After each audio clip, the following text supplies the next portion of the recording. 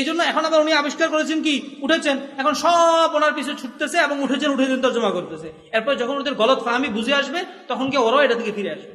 কি আসবে? ফিরে আসবে। ইস্তাওয়া শব্দের অর্থ হবে ইস্তেকরা। কি হবে? ইস্তেকরার। এটা কার বক্তব্য?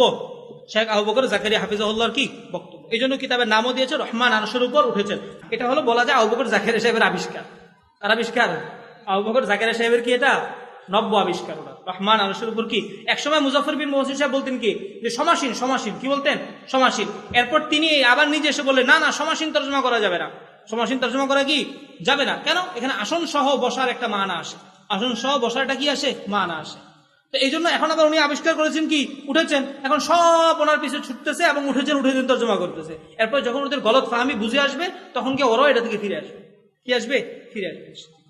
তো যাক, আমরা ইমামে আজম আবু হানিফা রাহমাতুল্লাহি আলাইহি থেকে দেখালাম যে ইস্তাওয়া শব্দের অর্থ ইস্তাকাররা করা যাবে না। ইস্তাকাররা করা কি যাবে না। আবু বকর জাকারিয়া সাহেব এখানে এই তর্জমাটা করেছে। আল্লাহ তাআলা শাইখকে ক্ষমা করুক এবং আল্লাহ তাআলা শাইখকে সহিহ বুঝ দান করুক।